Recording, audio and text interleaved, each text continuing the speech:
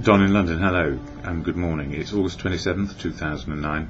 My video is all about living in recovery from addiction to either substance or behaviour. My favourite substance over the years was alcohol. My behaviour, trying to be perfect and never so. And why do I do videos on recovery here on YouTube? Well, they started a long time ago, well, fairly long time ago for me, as an experiment, and I found that there were people out there who wanted some information about how to keep sober. And that applied to both substances of alcohol and drugs and behaviour, which has become self-obsessive and out of control, beyond our control indeed. And that's how it grew, a bit like Topsy, and it's got to the point now where I reckon by the end of the year, when I've covered the 12 steps, one a month, the 12 steps of action to change attitude and behaviour to living, I may be done. So I don't know, we'll see how we go. The gift is, though, I know there needs to be an end to these videos, and I probably need to move on. Or do I? I don't know yet. We'll see. So, what keeps me sober on a daily basis? Family, community, society, and a fellowship. And a fellowship called Alcoholics Anonymous.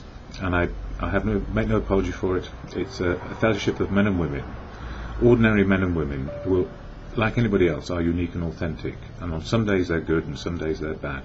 And sometimes we're in the middle of the road, that is, the middle of the road of recovery. So when we go to meetings of AA, we meet people in their true state, if you like. The anonymity cloak is the sanctuary to find our truth of now. And when we understand the truth of now and express it, whether it's good or bad, we learn a bit of wisdom, and that's how meetings work. So it's a fellowship, it's not an organisation, it cannot fix you. You'll find grumpy people in AA and happy people in AA, and you'll find that the change will be from grumpy to happy in some, and from happy to grumpy in others. So I'm glad, because it means we can be ourselves. So the anonymity for me is the sanctuary to find truth. So where else would we find it? Can we tell our family just how we're feeling? Not often, because we don't know how, or never learned. This is the addict in me. Because I wanted to be putting on a brave face, show that everything's wonderful, and have a very superficial look at, or look superficial and probably act superficial, and pretend everything's all right.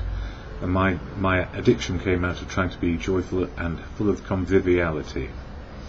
These days I just try and be me. And last night I had a really bad night with stomach upsets and goodness knows what.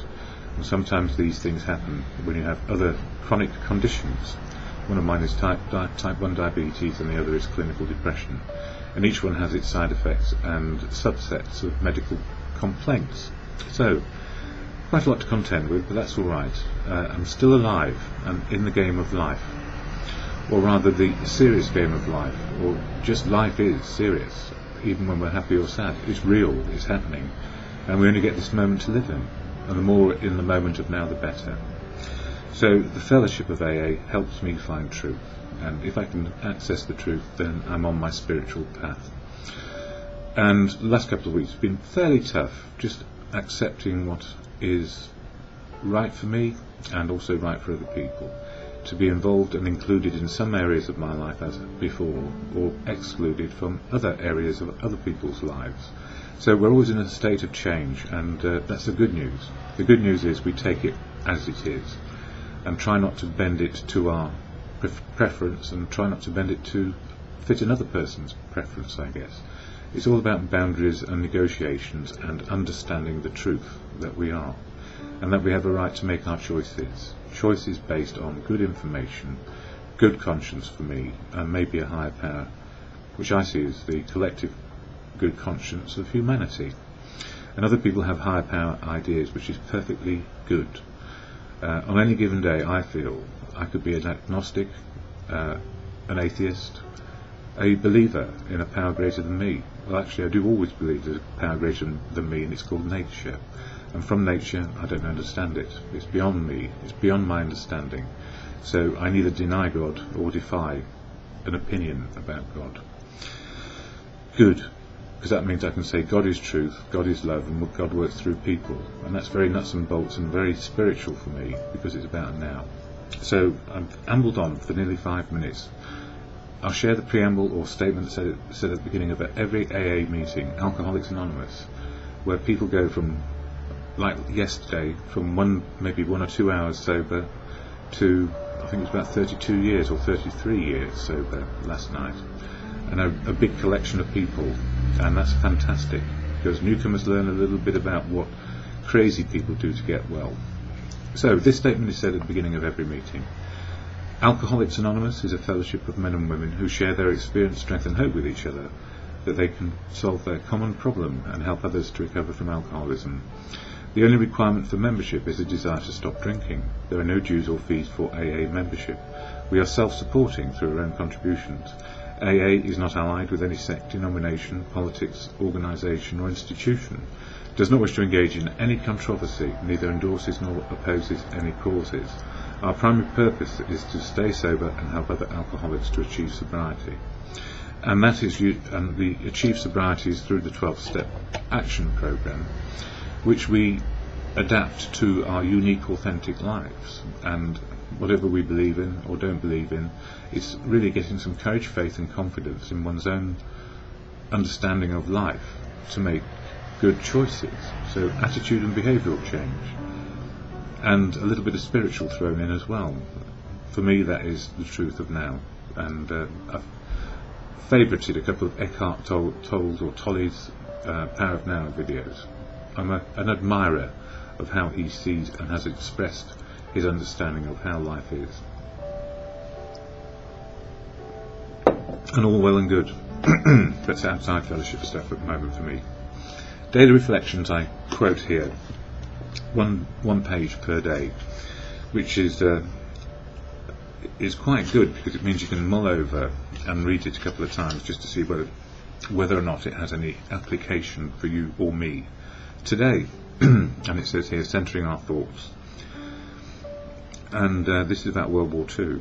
And I remember as a kid, back in the 60s, quite a long time ago, in the last century, the war wasn't all that far away. And I was quite happy to sign up to the armed forces in some way or other. But fortunately, maybe my parents were a bit more thoughtful and concerned for my welfare, so they stopped me. Anyway, then a lot of the other things happened. Centering our thoughts.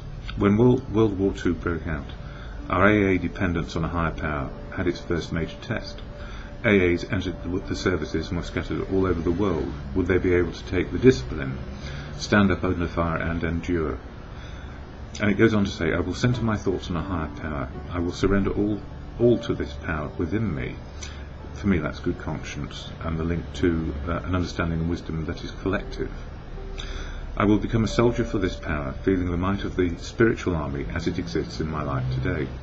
I will allow a wave of spiritual union to connect me through my gratitude, obedience and discipline to this higher power. Let me allow this power to lead me through the orders of the day. May the steps I take today strengthen my words and deeds. May I know that the message I carry is mine to share, given freely by this power greater than myself. And I think, under duress, pressure, under extreme circumstances, what the program does is allow us to be a part of, even if we've been conscripted and we must comply. There's compliance in there as well.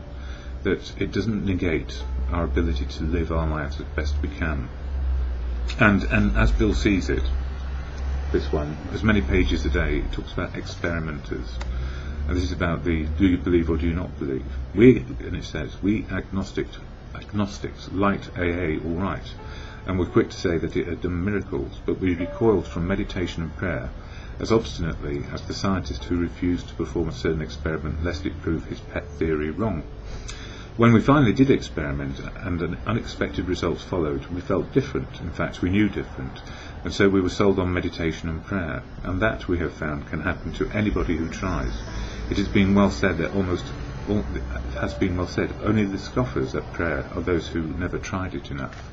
And that is so true, because prayer meditation comes in many forms.